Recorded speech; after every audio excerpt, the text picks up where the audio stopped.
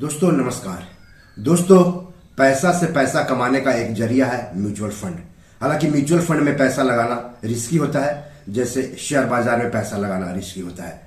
तो अगर आप सीधे सीधे शेयर बाजार में पैसा नहीं लगाकर शेयर बाजार से फायदा उठाना चाहते हैं तो आप म्यूचुअल फंड में पैसा लगा सकते हैं। तो अगर आप म्यूचुअल फंड्स में पैसा लगाते हैं तो ये एपिसोड आपके लिए है। ऐसी खबर आ रही है कि 1 करोड़ से ज्यादा म्यूचुअल फंड्स निवेशक ना तो म्यूचुअल फंड्स में पैसा लगा सकते हैं और ना ही म्यूचुअल फंड्स से पैसा निकाल सकते हैं। ऐसा क्यों हो रहा है, इस एपिसोड में हम आपको बताएंगे। और दूसरी बात, म्यूचुअल फंड्स से जुड़े नियमों में बदलाव किए गए हैं। तो नए नियम क्या हैं और म्यूचुअल फंड्स के निवेशकों को इससे क्या नफा नुकसान होगा, यह भी हम इस एपिसोड में विस्तार से बताएंगे। लेकिन सबसे पहले आप सबसे गुजारिश है कि चैनल के लिए नए हैं तो सब्सक्राइब कर लीजिए, वीडियो को ज्यादा से ज्यादा शेयर कीजिए ताकि ज्यादा से ज्यादा लोगों तक जानकारी पहुंचे। हो सकता है आपके एक शेयर से आपके किसी अपने का ही फायदा हो जाए। तो चलिए आगे बढ़ते हैं। तो दोस्तों, सबसे पहले जान लेते हैं म्यूचुअल फंड्स के जो नए नियम बनाए गए हैं उसके बारे में। बाजार रेगुलेटर सेबी के नए नियम के मुताबिक गोल्ड ईटीएफ यानी गोल्ड एक्सचेंज ट्रेडेड फंड्स और सिल्वर ईटीएफ यानी सिल्वर एक्सचेंज ट्रेडेड फंड्स जैसे कमोडिटी पर आधारित म्यूचुअल फंड्स और कमोडिटी बाजार में हिस्सेदारी रखने वाले दूसरे फंड्स के लिए अब अलग से समर्पित फंड मैनेजर रखना जरूरी नहीं होगा, बल्कि यह ऑप्शनल होगा, जबकि अभी तक यह जरूरी होता था। इसी तरह विदेशों में निवेश के लिए अलग से फंड मैनेजर रखना भी अनिवार्य नहीं होगा, ऑप्शनल इसे कर दिया गया है। सेबी ने अब फंड हाउस को कमोडिटी में निवेश करने और फॉरेन इन्वेस्टमेंट के लिए एक ही फंड मैनेजर नियुक्त करने की छूट दे दी है। इस बदलाव से म्यूचुअल फंड मैनेज करने वाली कंपनियों, जिसे कि एसेट मैनेजमेंट कंपनियों कहते हैं, कि फंड मैनेजमेंट की लागत घट जाएगी। और जब फंड मैनेजमेंट की लागत घटेगी म्यूचुअल फंड कंपनियों को, तो जाहिर है कि निवेशकों को भी इससे लाभ होगा, क्योंकि उनके लिए एक्सपेंस रेशियो कम हो जाएगा, ऐसा जानकारों का मानना है। सेबी ने एक और नियम में बदलाव किया है। ज्वाइंट म्यूचुअल फंड अकाउंट के मामले में नॉमिनी को लेकर भी नए नियम बनाए हैं सेबी ने। नए नियम के तहत अब ज्वाइंट होल्डिंग वाले म्यूचुअल फंड अकाउंट्स के लिए नॉमिनेशन करना जरूरी नहीं होगा। ज्वाइंट मतलब एक से अधिक लोगों के साथ म्यूचुअल फंड अकाउंट खोलना। सेबी ने अब ज्वाइंट म्यूचुअल फंड अकाउंट्स के लिए नॉमिनेशन को ऑप्शनल यानी वैकल्पिक बना दिया है। यानी आप नॉमिनी का नाम दे भी सकते हैं और नहीं भी दे सकते हैं अगर ज्वाइंट म्यूचुअल फंड अकाउंट खोलते हैं तब। सेबी ने सभी व्यक्तिगत म्यूचुअल फंड खाता धारकों के लिए अपना नॉमिनी तय करने या नॉमिनेशन से ऑप्ट आउट करने के लिए 30 जून 2024 की डेडलाइन तय की है। जो लोग 30 जून तक ऐसा नहीं करेंगे उनके खाते फ्रीज कर दिए जाएंगे। यानी ऐसा नहीं करने पर निवेशक म्यूचुअल फंड्स ना तो बेच पाएंगे और ना ही खरीद पाएंगे। तो जिनके भी ज्वाइंट म्यूचुअल फंड अकाउंट है उनको ये बताना होगा कि वो नॉमिनी तय करते हैं या फिर नॉमिनेशन से बाहर होते हैं, और 30 जून 2024 तक इसकी जानकारी आपको देनी है। तो इसकी सुविधा आपको आपके म्यूचुअल फंड जो अकाउंट है ना वहीं पर मिल जाएगी। जानकारों का मानना है कि ज्वाइंट अकाउंट होल्डर्स के लिए नॉमिनेशन की अनिवार्यता खत्म किए जाने से यह प्रक्रिया आसान हो जाएगी, क्योंकि इससे साझा खाता धारकों में से जो भी जीवित होगा वह अपने आप नॉमिनी मान लिया जाएगा। बाद में वह खाता धारक अपना नॉमिनी नियुक्त कर सकेगा। तो ये अच्छी खबर है म्यूचुअल फंड में निवेश करने वालों के लिए। अब बुरी खबर पर नजर डाल लेते हैं। दोस्तों, अब एक ऐसी खबर की बात कर लेते हैं जिसमें कि म्यूचुअल फंड के 1.25 करोड़ से ज्यादा निवेशकों का केवाईसी होल्ड पर रख दिया गया है। अंग्रेजी अखबार टाइम्स ऑफ इंडिया की एक रिपोर्ट के अनुसार म्यूचुअल फंड्स में निवेश करने के लिए खोले गए खातों में से 1.30 करोड़ खातों को ऑन होल्ड पर डाल दिया गया है। इसकी वजह है कि उनका केवाईसी पूरा नहीं है। उन्होंने खाता खोलते वक्त जो भी केवाईसी डॉक्यूमेंट उपलब्ध करवाया था वह अब मान्य नहीं है, और इन म्यूचुअल फंड खाता धारकों को नए नियम के हिसाब से केवाईसी करवाना होगा।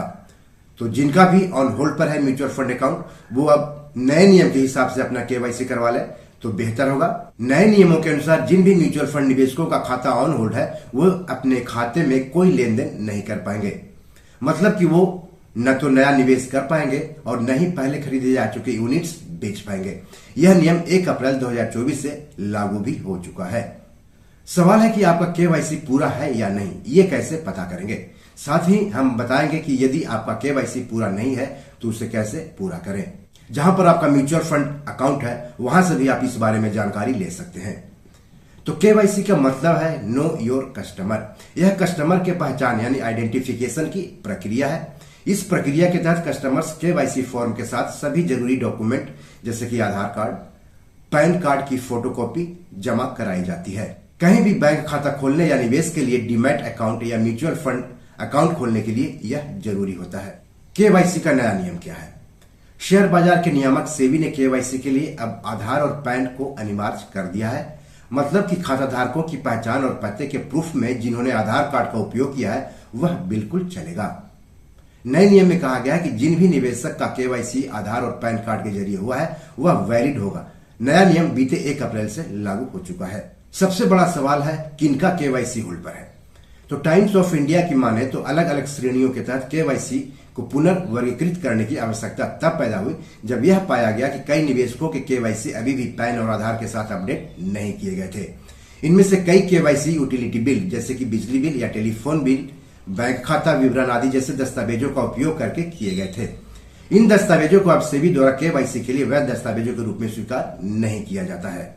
इसी रिपोर्ट में बताया गया है कि लगभग 11 करोड़ निवेशकों में से लगभग 7.9 करोड़ या 73% के पास वैध केवाईसी है। लगभग 1.6 करोड़ निवेशकों के केवाईसी पंजीकृत श्रेणी के अंतर्गत हैं, जिनकी अब निवेश तक सीमित पहुंच है। कुल निवेशकों में से 12% खाता धारक अब अपने डीमैट खाते और म्यूचुअल फंड फोलियो का ऑपरेशन नहीं कर सकते हैं क्योंकि उनका खाता ऑन होल्ड पर डाल दिया गया है। वह जब अपने खाते का केवाईसी पूरा करेंगे तभी वह ऐसा कर पाएंगे। सवाल है कि अपना केवाईसी स्टेटस आप कैसे चेक करेंगे? कोई भी निवेशक अपना केवाईसी स्टेटस आसानी से ऑनलाइन चेक कर सकता है। इसके लिए आपको www.cblkra.com या www.camskra.com पर अपना केवाईसी स्टेटस चेक करना होगा। वेबसाइट पर जाकर केवाईसी इंक्वायरी पर क्लिक करना होगा। इसके बाद एक नया वेब पेज ओपन होगा। वहां पर अपना पैन डालें और कैप्चा भी डालें। जब आप पैन और कैप्चा भरकर जमा करेंगे यानी ऑनलाइन सबमिट करेंगे तो वहां 3 श्रेणियों में रिजल्ट दिखेगा। पहला वैलिडेटेड, दूसरा रजिस्टर्ड और तीसरा ऑन होल्ड। वैलिडेटेड का मतलब है कि आपके केवाईसी में कोई दिक्कत नहीं है, वह वैलिड किया जा चुका है। वैलिडेटेड अकाउंट से पहले की तरह ही निवेश या बिक्री आप कर सकेंगे। जिनका स्टेटस रजिस्टर्ड आ रहा है उसका मतलब है कि उन्होंने पासपोर्ट, वोटर आईडी जैसे डॉक्यूमेंट से खाता खोला है। उन्हें आधार और पैन के साथ केवाईसी पूरा करने की जरूरत है। जिन निवेशकों का रिजल्ट ऑन होल्ड आया है इसका मतलब है कि उन्होंने खाता खोलते समय जो भी डॉक्यूमेंट दिया था वह अब ऑफिशियल नहीं रह गया है। उन्हें अब आधार और पैन देकर केवाईसी वैलिडेट करना होगा। इसके बाद ही वह म्यूचुअल फंड में नया निवेश या पुराने निवेश की निकासी कर सकते हैं। और साथ ही यह भी ध्यान रखना है कि आधार और पैन लिंक्ड होने चाहिए। इस तरह से म्यूचुअल फंड्स में पैसा लगाते हैं तो इससे जुड़े नए नियमों पर नजर जरूर रखें। हमेशा नए नियमों का अनुपालन करें, इससे आप मुश्किल में नहीं फंसेंगे। तो बी योर मनी मैनेजर में आज इतना ही। एपिसोड कैसा लगा हमें जरूर बताइएगा। इस एपिसोड या पैसों से जुड़े कोई सवाल हो तो जरूर पूछेगा। आगे किस टॉपिक पर वीडियो चाहते हैं हमें बताएंगे तो अच्छा लगेगा। धन्यवाद, नमस्कार।